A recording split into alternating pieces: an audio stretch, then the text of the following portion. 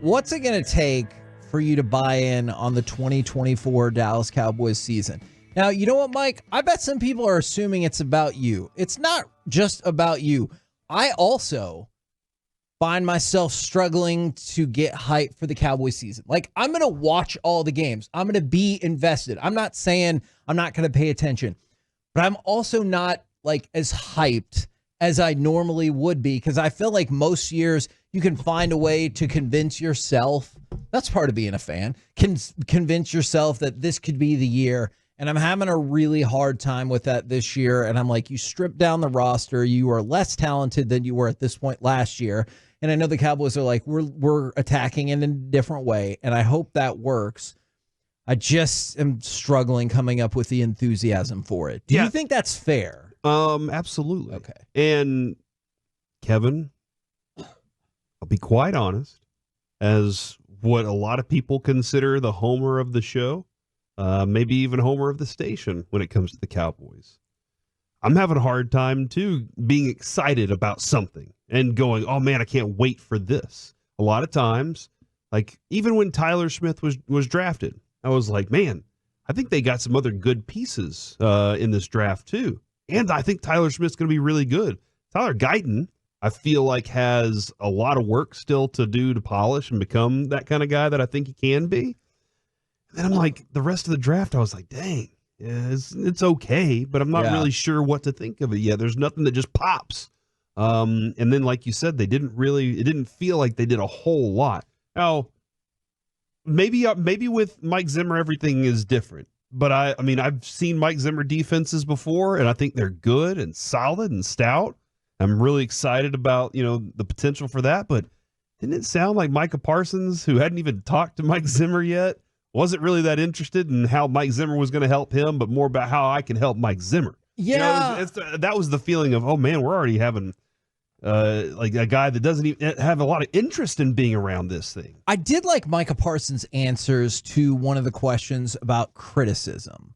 I like this answer quite a bit. This was on Friday. I got this from Sophia Vesley of the Dallas Morning News. He said at his youth football camp, the criticism is a privilege because sometimes a great standard is not good enough for those who are greater.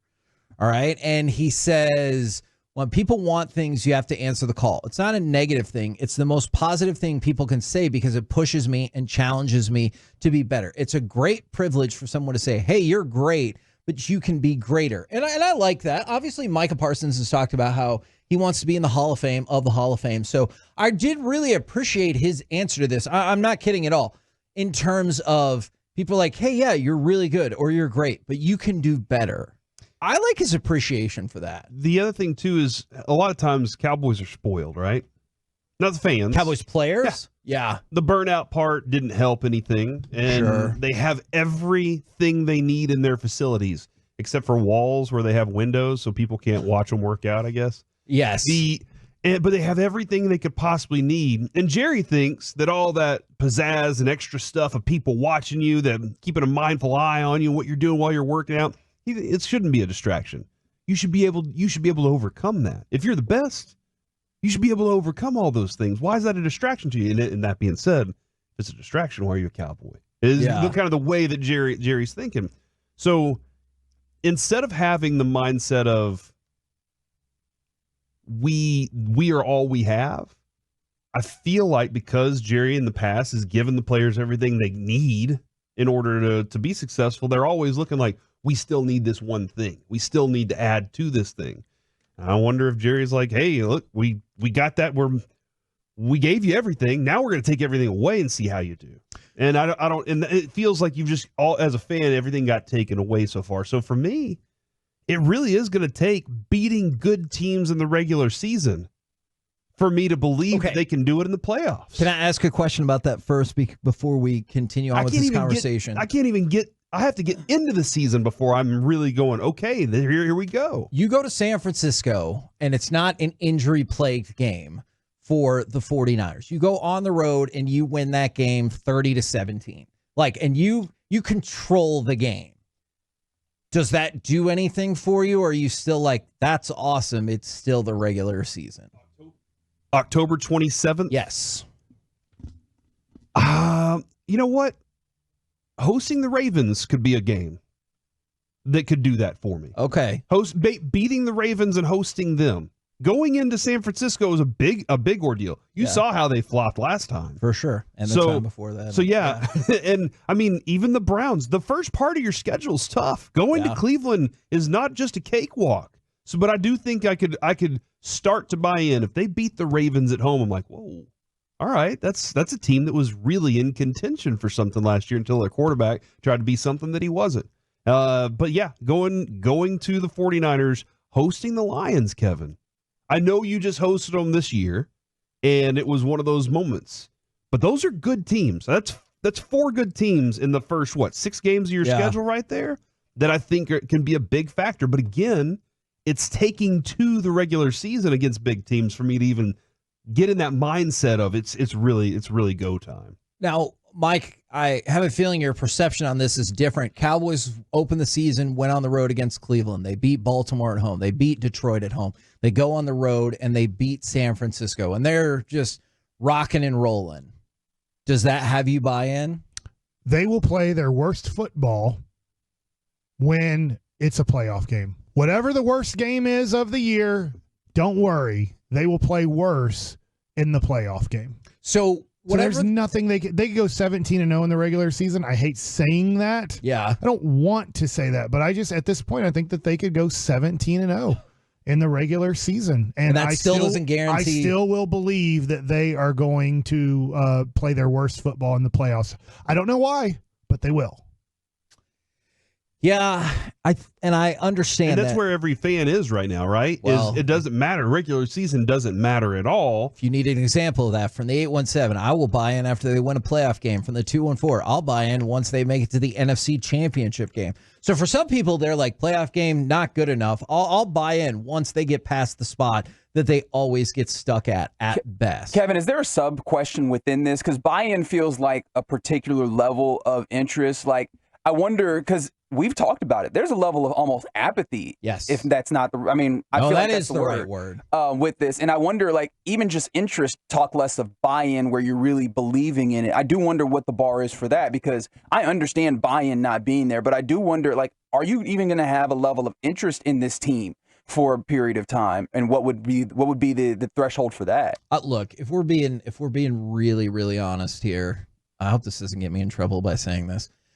I wanted the Mavs to win because I wanted the Mavs to win. You know what I'm saying? And I want the Stars to win because I wanted them to win the Stanley Cup. But I also love the fact that we didn't have to manufacture BS Cowboys content, because it just becomes harder and harder. I'm not saying there's not interesting Cowboys content out there, but you don't want to have to force it at a time when, like, let's say they would have made it to the NFC Championship game last year and the path would have worked out for them. You lose to San Francisco by 2 points on the road, and you're like, dang it, we were right there. I would have felt totally different, because I'd have been like, hey, I know they still didn't get to the Super Bowl, but they finally got over the one hump. Things fell their way. We look good in the playoffs. But instead, the exact same thing that happens is what happened. And so you can tell me they're going to go 12-5 again. I'll be like, dope, that's what happened last year, the year before that, the year before that. And it didn't actually end up making a difference in terms of going anywhere in the playoffs. And so I was sad that the Stars and Mavs lost, because they lost, but also because obviously you'll talk plenty of Rangers, but there's this big vortex of Cowboys information that you're like, but does it really even matter? Yeah, there's, Kevin, last year's schedule, we go through this where a win's a win in the regular season, right? Yeah. And the coaches are like, certain opponents, it's not any bigger game than the other one. But you're trying to measure yourself and figure out what you actually are. And last year, the Cowboys told us before they got to the playoffs what they were. And it happens consistently during the regular season. That's one of the reasons nobody cares about the regular season. They're like, well, all that's going to matter is the playoffs. And then every time you play one of those opponents that looks like they're going to be a playoff team, you're like, okay, how are we going to do against them? Lost to Miami. Lost to Buffalo. All the ones that you can list off that you're like, those are the good teams to say, am I better than them? And you couldn't say that, and then you got to the playoffs, and that happened. So that's where that earning every step of the way, earning the fans' respect for it along the way, winning those games against big-time opponents that's when you start to really believe in a team. Okay. And they don't have that swagger. They have confidence, arrogance, if you will, but they don't have the same swagger that you see of great teams when they're in their zone. I think you make a really great point. And if you look at the post-bye part of the schedule, on the road against San Francisco, I'm not doing all the games, but like there's a lot of big name opponents. Host Philadelphia, host Houston, host Cincinnati, on the road against Philadelphia again. So that's just like 5, you would think, although the NFL can be very fickle, big time opponents. Corey, in my mind, if the Cowboys got to 12-5, but in that stretch they went 4-1, I still feel like I'm maybe reverting over to the Mike category of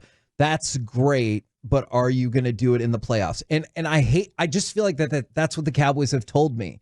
That's what you need to watch out for. This text right here from the 817, I'm taking my daughter to Six Flags on Cowboys Sundays this year until their second playoff game. Wow. Like that's the only thing that would really truly scare and maybe shake things up enough is, hold on, I'm not seeing the same. Apathy is the worst thing. Yes. Like being upset, hey, at least you're still paying attention. Yeah. But apathy is a huge factor when it comes to, oh, you're not doing anything? You're not even hating me right now? That's a big factor there. And if people are going to do that, like that's every Sunday. Sunday is sit down and watch football day, baby. And you know what? Cowboys game is probably 3 o'clock or one of those 7 o'clock games. It's going to be a little bit later. But I start my Sunday, I'm ramping up to Cowboys game. And when people start to say that that's they have other plans on Sundays, that changes, man, because for how many years has it been the most important thing to you?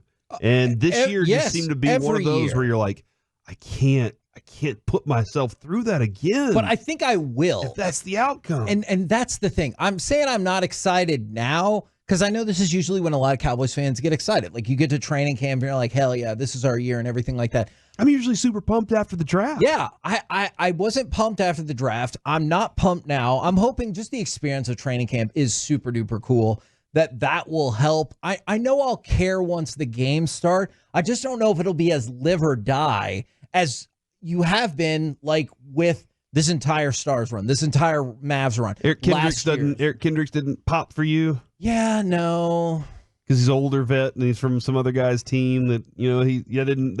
If he's out there making some plays and at camp, are you going to be like, you know what? I don't think so because honestly, it comes back to this. And that's the weird thing about sports in general is you would rather take like the unknown that could be terrible as opposed to the known that you're like, it's all right.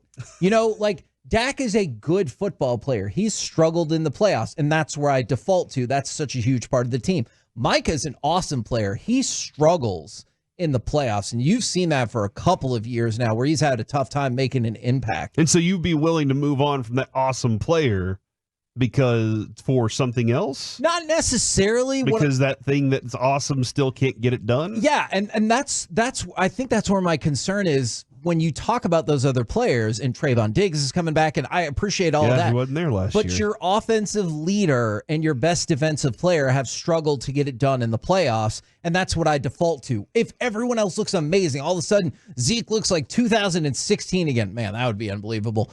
I think I still fall back to the default of what will everybody do when it really matters. There are still some names in free agency available, like Stephon Gilmore's and stuff like that still out there.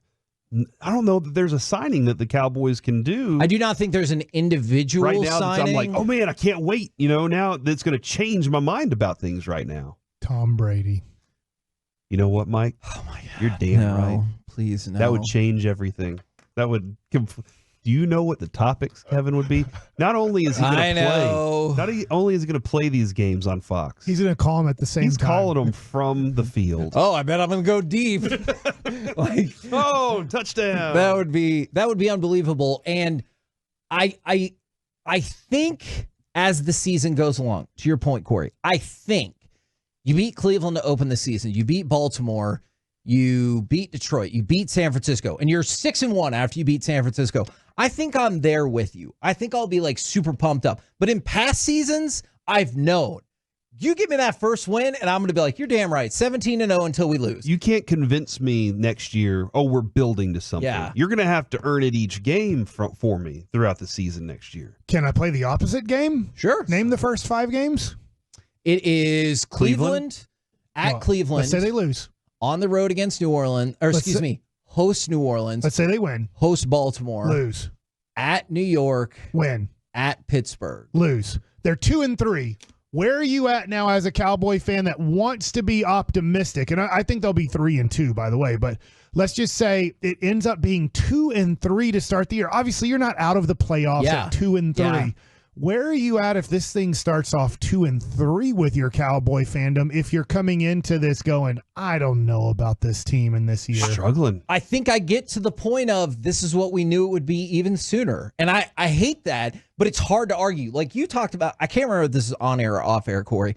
You said it's hard to win a Cowboys argument right now. Yeah, it is. Because people can just go, oh, yeah, what about the playoffs? Yeah. And there's nothing you can say. Yeah, what can I do? Exactly. You're right. You're right about that. I hate that because I feel that same way because people are like, we know they're going to lose when it matters. My counterpoint can be like, I hope not, but like that's it. With the Rangers, any argument, don't care, won the damn World Series. With the Mavericks, don't care, just went to the NBA Finals. With the Stars, hey, man, we've been to the Western Conference Finals 2 years in a row. Yeah. I'm still feeling pretty good about this thing. Cowboys, it's been 30 years. I will say this year feels like those first 5 to 6 games, the optimistic Cowboy fan wants to be optimistic, but is probably a little bit reserved based off of the last 3 years of making the playoffs and playing like poop when it matters the most. Yeah. And then the Cowboy fan that wants to quit but struggles to quit, I think is willing to quit 6 games into this season and go, I'm done. I am spending Sunday with my families. I am going to go to these events. I am going to do something different. I'm not wasting my Sundays on this team this year. And so I do think these first approximate 5 or 6 games, if the Cowboys play under 500, I think there will be a lot of quit in the Cowboy fan base. Not forever, not for the rest of their lives like I am. But I think for the rest of the season, I think there will be a lot of I'm done. But I think if they do go 4-2-ish, 4-1, keep you right on that wire. Think everybody that is kind of like, look, I'm always a Cowboy fan no matter what, but I just don't feel it this year. I think they'll be like, oh my gosh, I can't believe that this team is doing it, and they are going to do it. So I do think that there is a lot of people on the fence, but they're willing to jump on either side pretty quickly by October. That is an intriguing hypothesis. It really is. And I kind of wanted to throw this out there as well from the 469. Come on now, guys. People are going to watch. So let's not talk crazy. It's still football. That's the thing. I'm not saying I'm not going to watch. I'm absolutely going to watch. I'm going to listen to the Cowboys right here on the Fan. Another thing I think would help me, and you guys might be like, who cares? It doesn't make a damn bit of difference. If the players played more grumpy throughout the year. I mean, sure. I'd like them to Obviously, be more grumpy and agitated. That motivates me. I wish that it can just be one interview. It doesn't have to be every single week. I wish from Steven or Jerry, because we've tried every variation of every question I can imagine to try to hammer it home, right down to the fact of why don't you fire yourself, or to Corey's point, are you embarrassed? I wish Jerry or Steven would be like, I hear your point.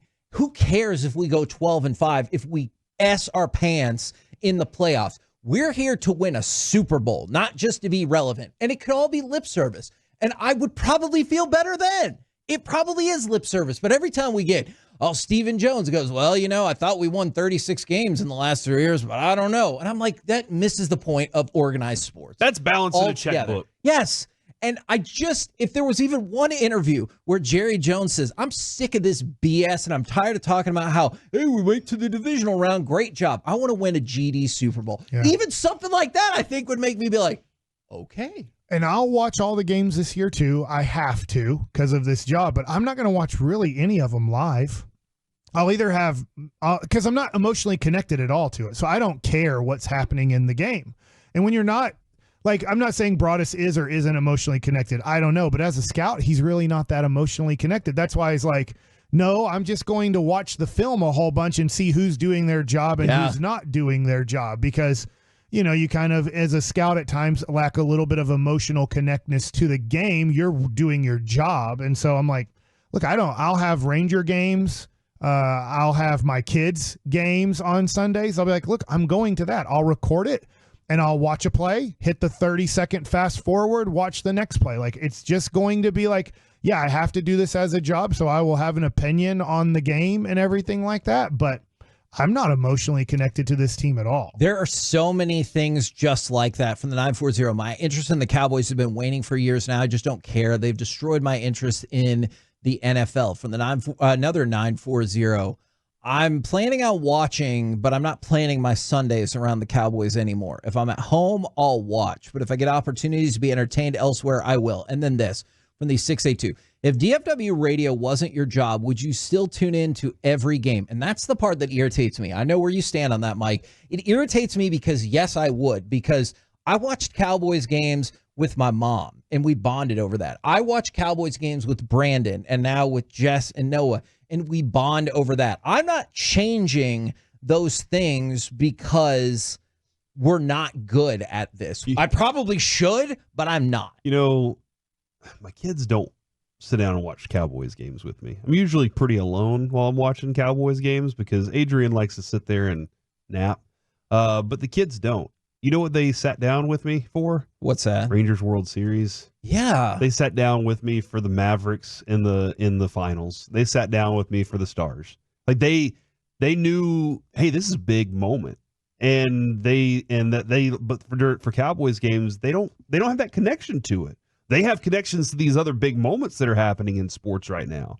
But they don't have that connection. So that's what I had too. My excitement level came from being with my family, watching the Cowboys play in big-time playoff games and Super Bowls. And I've lived off that for a long time, and it hasn't been anywhere near the same as that kind of emotion that I got attached to so long ago. I'm curious to see the vibe at training camp because part of me thinks it's going to be how you usually lay out the cycle, Mike, of Cowboys fandom, where I see all these texts right now, and I see people on Twitch and on the YouTube, and I understand all of that. But then when you get to training camp, it's exactly the same. Or then when you see the ratings or see the stadium or whatever, it's exactly the same. And I wonder if that's the direction it's going to go. But I also see a lot of people, to y'all's points, who are like, beat the good teams in the regular season, and then I'll start to believe. And they're not even asking for playoff success. They're just like, beat those teams in the regular season, and I'll start to get amped. From the 469, dear Grand Warlock Kevin, what sacrifice is necessary for the Cowboys to win it all this year?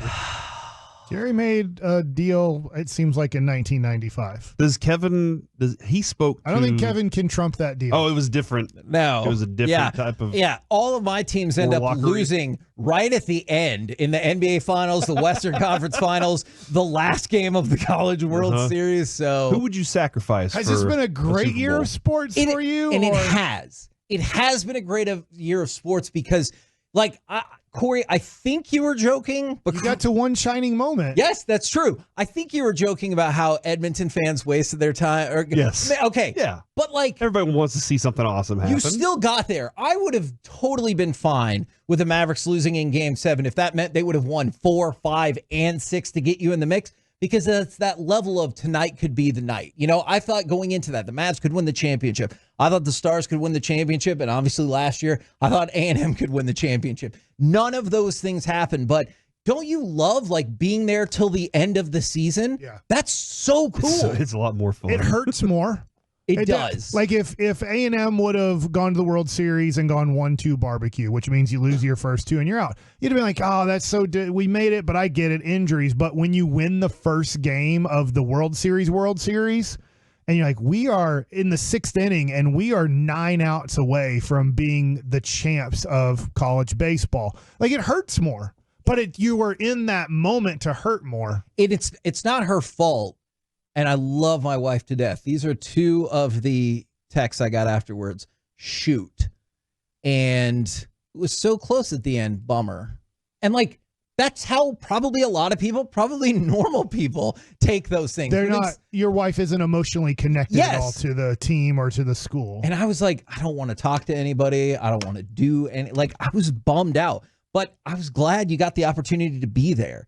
instead of getting to the middle of January and being like, well, this is what happens every year. Let me ask you, I don't know, maybe you are. I'm not emotionally connected to the Republicans or the Democrats, but people that are, like, they will kill, steal, cheat, and lie for for those parties. And it's just like, if Trump wins, so what? If Biden wins, so what? We're going in a bad place anyways.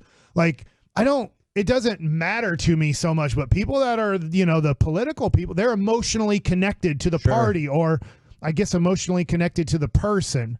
But I'm like, whatever. Like, I don't care.